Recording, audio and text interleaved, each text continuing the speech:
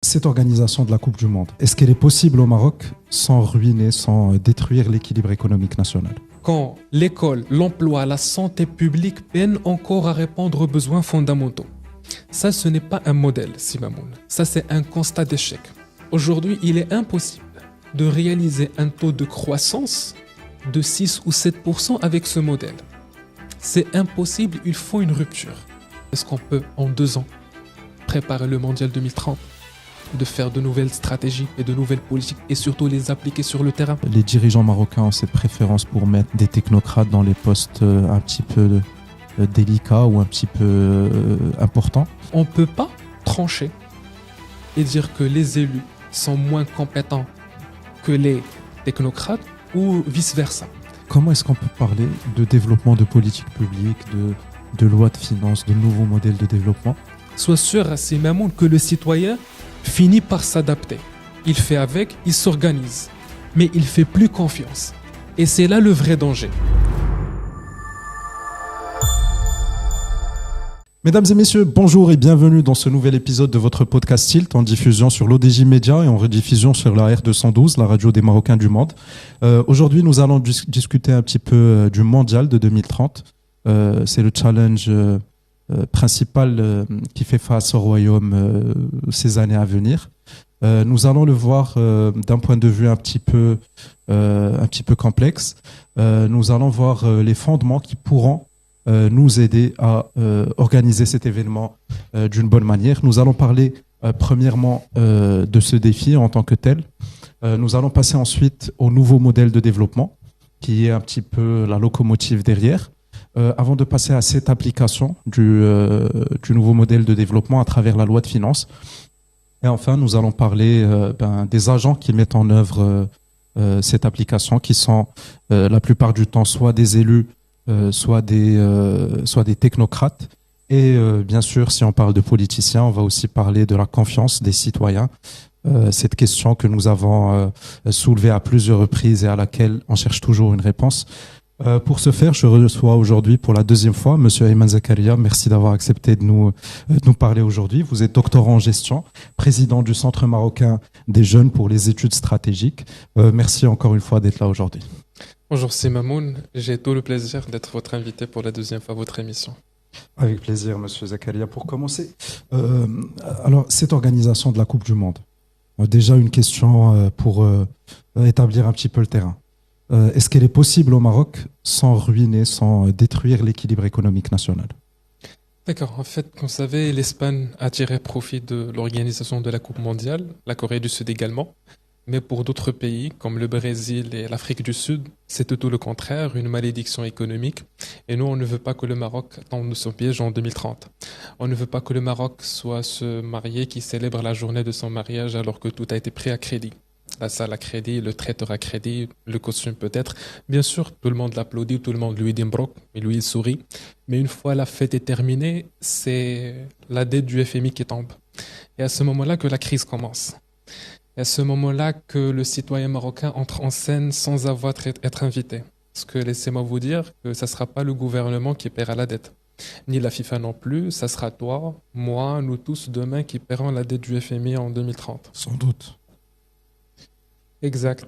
Et la dette, bien sûr, on va la payer par le pouvoir d'achat. Tu gagnes pareil, mais tu achètes moins. Par une inflation qui touche tout, nourriture, transport, logement. Par une hausse généralisée des prix, y compris les produits de base. Par plus de taxes sur les salaires, plus d'impôts pour les entreprises. Par une TVA qui grimpe, donc tout devient plus cher. Par un État qui réduit les aides et les subventions et qui augmente les prélèvements. Et tout ça pourquoi? Pour rembourser une dette que tu n'as jamais signée, pour payer des factures que tu as regardé juste leur image. On te dira bien sûr en 2030 que c'est une fierté nationale, que c'est pour attirer les investisseurs et c'est l'image de notre pays. Mais laissez-moi vous dire également que la fierté ne nourrit pas les familles et l'image ne paie pas les factures. Donc, si on ne prépare pas une vraie stratégie avant, pendant et après le Mondial 2030, on risque de transformer une opportunité en un fardeau national. Et dans 10 ans, on ne parlera plus d'un exploit, mais plutôt d'un regret.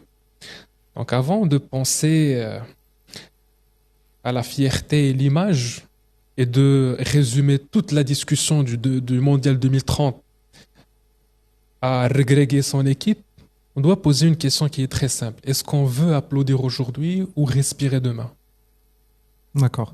Vous me dessinez une image assez sombre, Monsieur Zakaria, pour commencer cet entretien.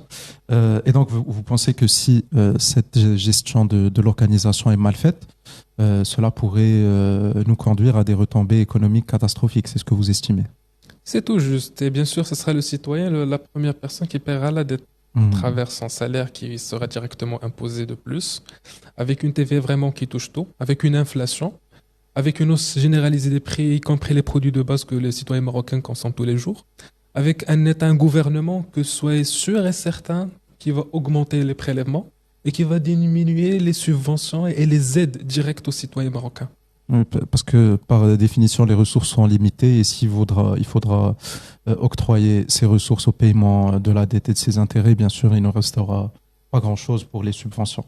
Alors justement, si on peut parler de l'impact d'une bonne organisation, si on a une bonne organisation qui est mise en place, quel est l'impact qu'on pourra avoir?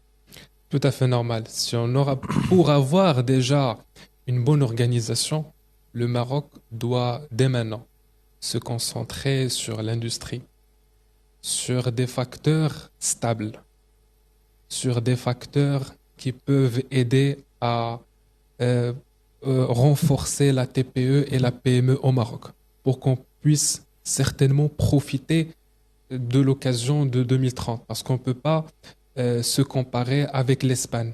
Les efforts que le Maroc est en train de faire aujourd'hui, ce sont des efforts pour revenir un pays comme les autres. On n'est pas en train de faire ces constructions en infrastructure, en tourisme, etc., pour dépasser l'Espagne ou pour dépasser le Portugal ou même pour dépasser Qatar. On est loin de ça. Les efforts que le Maroc est en train de faire maintenant, surtout dans les infrastructures, c'est juste pour revenir un pays dans un état normal. Donc, toutes ces dépenses-là, on doit prévoir des facteurs stables pour qu'on puisse générer vraiment un exploit plutôt d'un regret. D'accord, donc c'est un petit peu la vision un petit peu traditionnelle du Maroc, c'est que les deux sources de revenus principales sont l'agriculture et l'imposition, les taxes. Donc vous parlez d'une sorte de transfert vers un modèle économique un petit peu plus productif, plus industrialisé, c'est ça? Exactement, parce que si vous parlez du nouveau modèle de développement, ce modèle, vous savez, en fait, au départ, il y avait un débat. Pas uniquement sur le terme en lui-même et le contenu, mais aussi sur le mot modèle. Pourquoi modèle? Parce que dans toutes les expériences réussies, un modèle, c'est un exemple. C'est un ensemble de choix qui ont fonctionné, qu'on peut suivre, reproduire, adapter. Un modèle, c'est une référence, une source d'inspiration. Mais ici, de quoi parle-t-on au Maroc? Au départ, on nous a appelés à réfléchir, à proposer un nouveau modèle alors qu'on ne sait même pas quel était l'ancien. Au pire, et laissez-moi vous dire ça, Simamoun, que les choix qu'on a faits par le passé, ceux qui ont échoué, on les appelait modèles. Alors comment peut-on parler de modèle quand les résultats ne sont pas là? Quand les mêmes inégalités persistent, quand la jeunesse continue d'attendre, quand le territoire vit à des vitesses différentes, quand l'école, l'emploi, la santé publique peinent encore à répondre aux besoins fondamentaux. Ça, ce n'est pas un modèle, Simamoun. Ça, c'est un constat d'échec. On attendait bien sûr un minimum d'éclaircissement, une reconnaissance pour ce débat, une clarté sur ce que signifie le terme modèle pour ceux qui nous gouvernent. Mais non, pas un mot en introduction, pas une ligne pour cadrer ce terme, on est parti dans le flou et on est resté dans le flou. Alors aujourd'hui, on nous demande d'y croire, de participer à la construction d'un nouveau modèle sur des bases qu'on ne comprend pas. À vrai dire, qu'on refuse de clarifier. Et la question qui s'impose certainement aujourd'hui, comment peut-on construire un nouveau modèle économique surtout, si on refuse de nommer clairement les erreurs du passé? Et comment peut-on avoir un nouveau avenir sans mémoire, sans bilan et surtout sans vérité? Alors justement, c'est l'un des problèmes majeurs au Maroc, c'est la succession des réformes, la succession des modèles, etc., sans qu'on puisse toucher de résultats concrets. Nous allons revenir à ce point par la suite, mais juste pour le moment, si on peut revenir au nouveau modèle de développement que vous avez mentionné, bien sûr, c'est si on veut, le moyen pratique d'exécution de la vision 2030 que le Royaume ambitionne de réaliser d'ici cette date. Si on peut simplifier les choses, qu'est-ce que le nouveau modèle de développement et qu'est-ce qui ne va pas dans le nouveau modèle de développement? Déjà, le nouveau modèle de développement, comme vous avez vu, il a reposé sur des points qui sont bien déterminés, sur le numérique, la cybersécurité et la protection des données, sur le fait de faciliter les procédures administratives pour les citoyens. C'est le fait de profiter surtout de la compétence des Marocains du monde. Mais laissez-moi vous dire que le moment où on est en train de parler de profiter de la compétence des Marocains du monde, on n'est pas contre ça. Mais c'est une traduction, c'est comme si vous dites qu'on a déjà profité de la compétence des jeunes Marocains. Alors comment peut-on ouvrir la porte et discuter des Marocains du monde alors qu'on n'a même pas encore profité de la compétence des jeunes engagés au Maroc? Et bien sûr, pour profiter de l'engagement et la compétence des jeunes au Maroc, c'est très simple. Il y en a deux pistes. C'est soit que vous faites un programme, c'est soit un incubateur pour attirer le maximum de profit et de compétences des jeunes. Le rapport, parce qu'on ne peut pas l'appeler un nouveau modèle, parce que comme je vous ai dit, un nouveau modèle, ce sont des expériences qu'on a vécues et qui ont réussi et qu'on peut établir, reproduire, adapter. Mais si on est en train de parler de nouveaux modèles avec de nouvelles bases, qu'on ne sait même pas est-ce qu'elle va avoir une réussite ou un exploit. Exactement. C'est pour ça que je parle toujours de la nomination du terme modèle. Parce qu'on doit tout d'abord clarifier c'est quoi un modèle. Le modèle, c'est un exemple, c'est une référence. C'est une source d'inspiration qu'on peut suivre par la suite. Mais le terme de modèle, c'est ça. Mais ici, on est en train de parler juste de rapports, qu'on a regroupé l'ensemble des informations des différentes institutions du Maroc pour qu'on puisse avoir une feuille de route pour les 10 et une vingtaine prochaines années. D'accord. Donc, le nouveau modèle de développement ne vous convainc pas, vous ne pensez pas que c'est suffisant, ce n'est pas un plan assez élaboré pour vous. Donc, est-ce que c'est juste la nomination? Est-ce qu'il y a quelque chose dans le fond? Parce que je ne touche toujours pas votre point de frustration dans le fond du programme.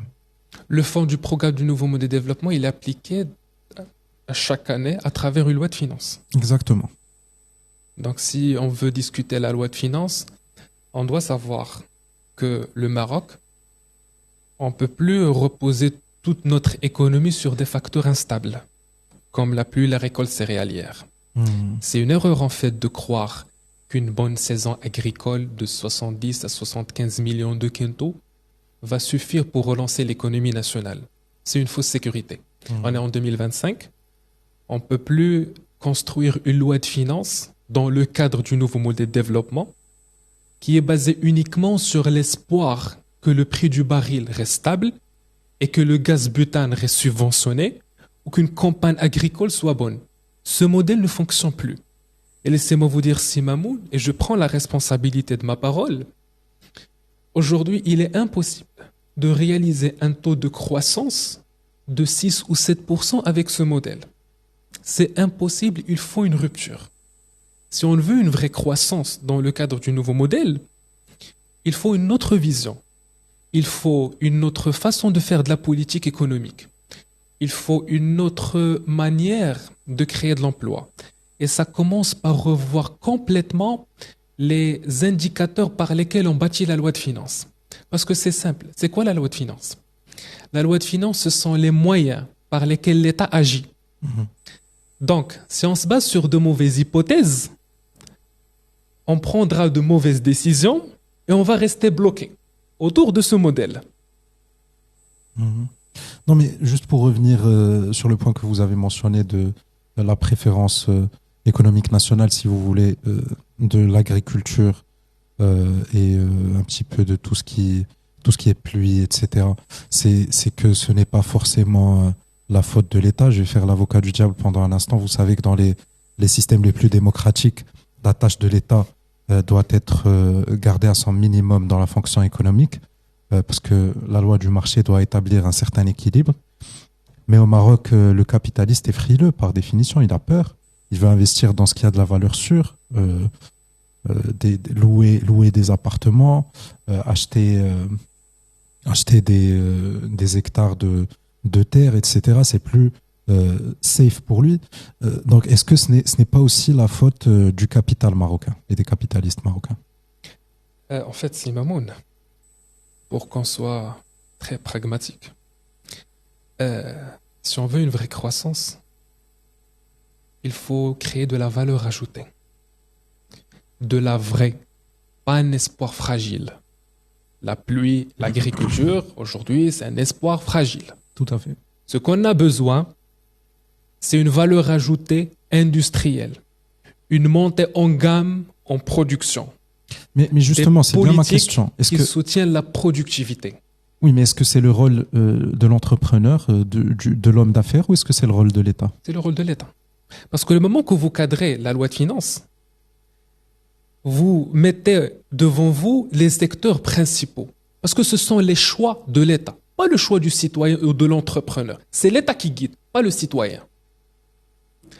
Donc, si l'État met devant elle des choix stratégiques, on va se concentrer sur l'industrie, sur la production, c'est tout à fait normal que la TPE et la PME, qui fait plus de 90% des entreprises au Maroc, ils font partie de cette structure.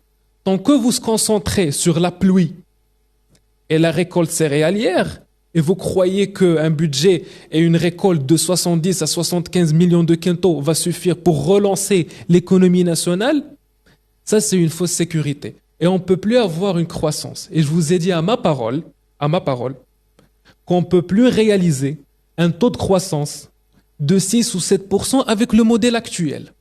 Alors, il y a aussi un autre point qui me saute à la tête dans ce sens, c'est un rapport récent du HCP qui mentionne 2 millions d'unités de petites et moyennes entreprises qui sont dans l'illégalité, qui ne sont pas déclarées dans le marché noir, si vous voulez. Est-ce que ça joue un rôle important dans l'impact de l'économie nationale? Ça joue un rôle, bien sûr, mais je reviens toujours sur un point. Si vous vous rappelez, la dernière fois, on a discuté le secteur informel et l'impact sur l'économie et quels sont les moyens que l'État peut utiliser pour regrouper toutes ces entreprises ou toutes ces activités qui travaillent dans le secteur informel à travers des programmes. Et on a cité le programme Mokawil Deti qui est venu pour encourager les personnes qui travaillent dans le secteur informel pour migrer vers le secteur formel. Et on a d'autres incubateurs, d'autres programmes qui encouragent certaines initiatives. Mais ici, on est en train de parler de l'économie nationale. Et la macroéconomie. Le macroéconomique. Et pour le macroéconomique, on est en train de parler des aspects.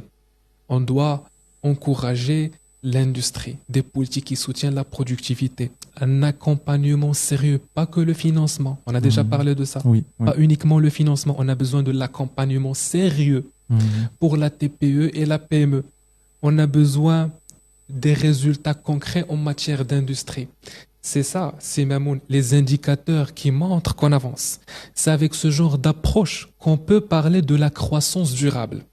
C'est avec ça qu'on peut planifier et projeter un Maroc qui sort du modèle agricole de survie, pas un Maroc qui espère avec la pluie et l'agriculture, mais surtout nous deviendrons un Maroc qui construit et qui gouverne avec toute indépendance. D'accord. Donc pour vous, l'État a l'obligation quand même de tracer les lignes stratégiques majeures pour un petit peu orienter l'économie nationale vers un modèle un petit peu plus productif et plus industrialisé.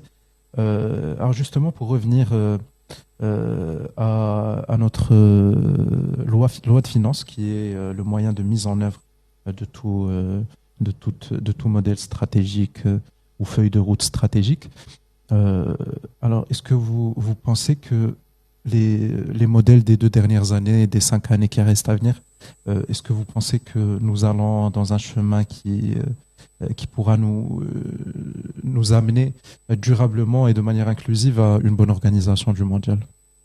Alors, durant ce mandat-là de ce gouvernement, il s'est concentré plus précisément sur le social. C'est pour ça qu'on l'appelle le gouvernement ou l'État social. D'accord. La vision maintenant, ils disent que pour l'organisation de la Coupe mondiale, c'est donné à un prochain gouvernement. C'est pour ça, vous entendez qu'on est en train de parler du gouvernement 2030 mondial, ou le gouvernement du mondial. Alors, ce gouvernement, quand est-ce qu'il va venir, à votre avis? Les élections vont se passer en 2026. Vous savez bien sûr qu'il y a une moyenne entre 6 mois et 1 an pour regrouper un gouvernement avec les partis. Et ils ont une moyenne entre 4 à 6 mois pour tracer leur chemin. Il reste combien pour le mondial? Si on est en train de parler qu'on est en 2027, il reste 3 ans, 2030. On va éliminer une année parce qu'entre 2029 et 2030, c'est terminé. On ne peut plus faire d'autres choses. Donc il nous reste combien? 2 ans. Est-ce qu'à votre avis, je vous retourne la question, est-ce qu'on peut en 2 ans préparer le mondial 2030 et de faire de nouvelles stratégies et de nouvelles politiques et surtout les appliquer sur le terrain? Est-ce qu'on a confiance au prochain gouvernement? Est-ce qu'on a des garanties qu'ils vont appliquer les directives de Sa Majesté? La question reste en suspens quand vous l'avez posée. On passe maintenant au niveau suivant de l'application. Après avoir établi une loi de finances, vient le rôle des élus et des technocrates. Nous avons au Maroc cette préférence enfin pas nous, mais les dirigeants marocains ont cette préférence pour mettre des technocrates dans les postes un petit peu délicats ou un petit peu importants. Qu'est-ce que vous en pensez? Quelle est déjà la distinction dans le travail d'un technocrate? Un technocrate, c'est quelqu'un qui vient sans un background politique, et celui d'un politicien en tant que tel élu et approuvé par le peuple. Quelles sont les différences dans leur travail? Alors, en fait, au Maroc, la scène politique se divise en 2 parties. D'un côté, on a les technocrates, ceux qui sont nommés et désignés directement par Sa Majesté le roi Mohamed VI, que Dieu le bénisse. Ils fonctionnent avec rigueur. Pour eux, la logique, c'est 1 + 1 = 2. Ils suivent une feuille de route. Quand il y a une stratégie, elle est mise en œuvre dans les délais et les résultats sont livrés à temps. De l'autre côté, on a les élus. Excusez-moi, de quelle feuille de route vous parlez? De quel résultat donné à temps? Je vous explique. Parce que je voudrais juste vous faire la distinction entre les deux. Par la suite, on peut expliquer le détail. Parce que justement, j'ai souligné cette préférence envers les technocrates, mais moi, je ne vois pas en quoi les technocrates sont plus compétents. Parce que vous pouvez nous citer des exemples de technocrates. Enfin, je veux dire, il y a le président de Banque El Mghri, par exemple, lui, c'est quelqu'un de très compétent. Il y a le ministre de l'Intérieur, c'est un technocrate. Vous avez répondu à la question. Mais on peut trouver des compétences aussi dans les élus. Et même les ministres, ce sont des politiciens, ce ne sont pas des technocrates, ils sont nommés par le roi. Et ils mettent en œuvre sa stratégie, le conseil qu'il établit durant les conseils des ministres, et ils travaillent en collaboration avec lui. Donc, on peut avoir ce cas d'espèce, que ce soit chez les élus ou chez les technocrates. Alors, ça m'a juste en fait terminer juste le point pour faire la distinction entre les élus et les technocrates. Pour les élus, ce sont les personnes bien sûr issues des partis politiques. Et pour eux, la logique change. Parce que pour un politicien élu des partis politiques, 1 + 1, pas forcément peut donner 2. C'est une logique électorale. Exactement. Parfois 3, parfois 4, parfois même 0. Eux, ils ont un calendrier politique, des équilibres internes à gérer. Une stratégie peut être lancée, mais rien ne garantit qu'elle sera menée à terme. Elle peut traîner, elle peut même être mise en pause, elle peut même être annulée s'il ne sert pas à leur intérêt. Parce que pour eux, livrer les résultats trop tôt peut faire propre à l'opposition. Parce que ils pensent aux prochaines élections. Et pendant que les partis politiques manœuvrent, nous, en tant que citoyens marocains, on perd du temps. Un temps précieux pour le développement et la croissance de notre pays. Un temps qui ne reviendra jamais. Mais malheureusement, c'est ça la réalité de l'opération, comme vous avez dit, démocratique dans tous les pays du monde. Exactement. On a besoin des partis politiques, on a besoin des élus pour assurer certains équilibres soi-disant au sein de la société, pour représenter les choix des citoyens, Ça, c'est le principe. Mhm. Bah, justement, parce que ce que vous citez, c'est plus une critique du système démocratique, mais c'est pas une spécificité marocaine.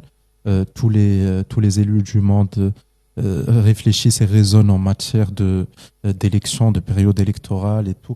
Donc, c'est plus un programme en lui-même, mais ou un système, excusez-moi, en lui-même qui fait défaut. Mais dans le cas marocain, qu'est-ce qui expliquerait cette préférence en général envers le technocrate? En fait, à chaque fois qu'on discute le sujet de la compétence politique entre les élus et les technocrates, ça nous réfère, est-ce que la compétence politique signifie-t-elle la capacité et l'engagement national? Ou bien est-ce qu'on mesure la compétence politique par le degré de loyauté et de soumission aux appareils des partis? Vous avez raison, c'est une vraie question, parce que certains défendent le mérite, la capacité et l'engagement. D'autres estiment qu'on ne peut réussir un parcours politique sans se conformer strictement au choix de parti. Ou sans avoir un nom de famille qui pèse dans ce parti. Après, vous avez raison, mais c'est plus. Moi, je ne pense pas que c'est l'erreur ou que c'est une critique envers l'élu en tant que tel. Les partis marocains, vous savez ce qu'ils sont. Tout le monde sait ce que les partis marocains sont.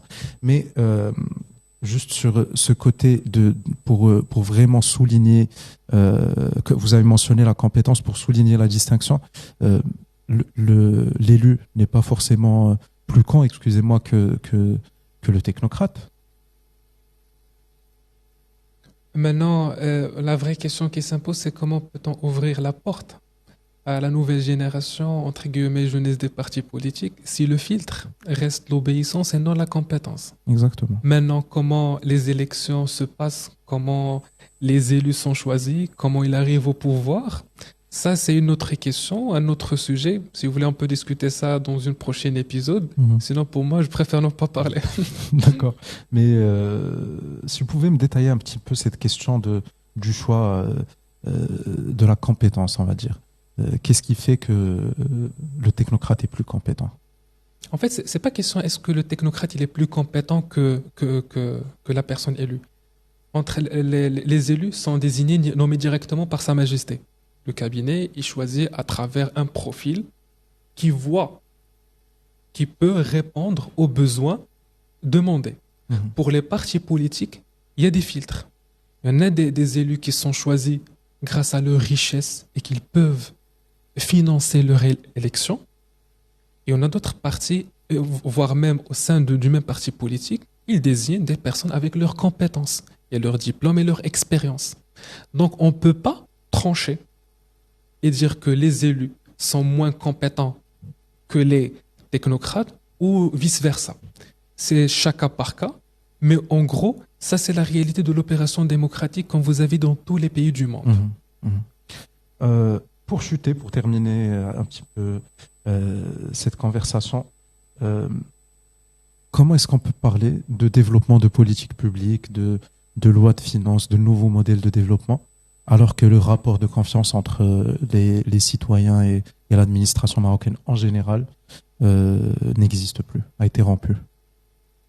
En fait, aujourd'hui, le Maroc, il vit une fracture qui ne se voit pas toujours, mais qui se ressent profondément. Pas forcément une fracture entre riches et pauvres, entre ville et campagne, mais comme vous avez cité, c'est entre citoyens et institutions censées le représenter. Parce que quand vous parlez aujourd'hui à un jeune, vous sentez vite le malaise. Tu lui poses une question concernant les partis politiques, il te rit au nez. Tu lui parles du Parlement, il te dit les mêmes visages, mêmes discours et promesses non tenues. Tu lui présentes un programme du gouvernement, il te dit qu'il y en a déjà vu une dizaine et que rien ne change vraiment. Et cette distance de confiance ne s'est pas créée du jour au lendemain. Et s'est créée doucement, oui, mais sûrement. Année après année, à force de chaque discours non suivi d'action, et à force de chaque plan annoncé puis oublié, à force de petites humiliations quotidiennes, et laissez-moi vous dire ça, c'est mes mots, et que tout citoyen, toute personne en train de suivre notre épisode va se sentir là-dedans, c'est soit que vous avez un dossier administratif bloqué sans raison, soit que vous accédez à un service public sans moyens, soit que vous êtes devant un agent administratif qui vous traite en tant que problème plutôt qu'un citoyen. Quand tu vis dans un quartier où les routes sont trouées depuis 10 ans, quand tu pars à un hôpital public où il y a un manque de personnel et de matériel, quand tu prends tes enfants à une école privée alors que tu paies tes impôts, sois sûr à ces moments que le citoyen finit par s'adapter. Il fait avec, il s'organise, mais il fait plus confiance. Et c'est là le vrai danger. Parce que quand le citoyen marocain ne fait plus confiance aux institutions et aux élus, aux dirigeants et aux représentants, il participe plus, il s'engage plus, il vote plus, il se retire. Vous avez totalement raison, Monsieur Zakaria. Vous m'avez tracé une image assez sombre sur tous les niveaux organisationnels qui mèneront éventuellement à ce mondial. J'ai une question directe à vous poser pour finir cet épisode. Est-ce que vous pensez que c'était une mauvaise décision Quelle décision ? de rentrer dans l'organisation du mondial 2030? En fait, on ne peut pas confirmer cette information aujourd'hui. Pourquoi ? La première raison, c'est qu'on a essayé à plusieurs reprises. Donc ça, ce n'est pas un objectif à court terme. C'est un objectif que le Maroc a eu devant lui depuis plus que 20 ans. Maintenant, on est dans le bain. On doit avoir de l'espoir. On doit pousser tous vers la réussite de ce modèle. Entre institutions et entre élus et technocrates et toute personne inclue dans l'opération, y compris les citoyens, y compris regréguer son équipe. Maintenant, la confiance, pour la donner, ce n'est pas un luxe. C'est la base de tout. Parce qu'on ne peut pas, si Mamoun parlait de l'organisation de la Coupe mondiale, nouveau modèle de développement, loi de finances, si les citoyens ne font pas confiance aux dirigeants. Parce que c'est pas aux citoyens de faire confiance aux yeux fermés, c'est aux dirigeants de faire des actions concrètes. Pas avec des slogans ou des campagnes de communication, mais avec des actions réalisables. Parce que la vraie urgence aujourd'hui, ce n'est pas de lancer de nouveaux plans ou de nouveaux projets. La vraie urgence, c'est de redonner le sens de l'engagement aux citoyens. C'est de faire sentir chaque citoyen qu'il est vu, respecté, représenté. Si on veut, c'est même que les citoyens reviennent vers les urnes, vers le débat, vers la politique, on doit savoir ce qu'ils vivent réellement. Si on veut que les jeunes s'engagent avec nous et portent la vision de 2030, on doit leur donner leur vraie place, pas uniquement un siège symbolique qu'on consulte une fois par an. Finalement, la confiance ne se décrète pas, elle se construit et surtout, elle se mérite. Voilà, vous l'avez entendu, mesdames, messieurs, la confiance se construit et se mérite. Merci d'avoir regardé cet épisode jusqu'à sa fin et restez branchés pour plus.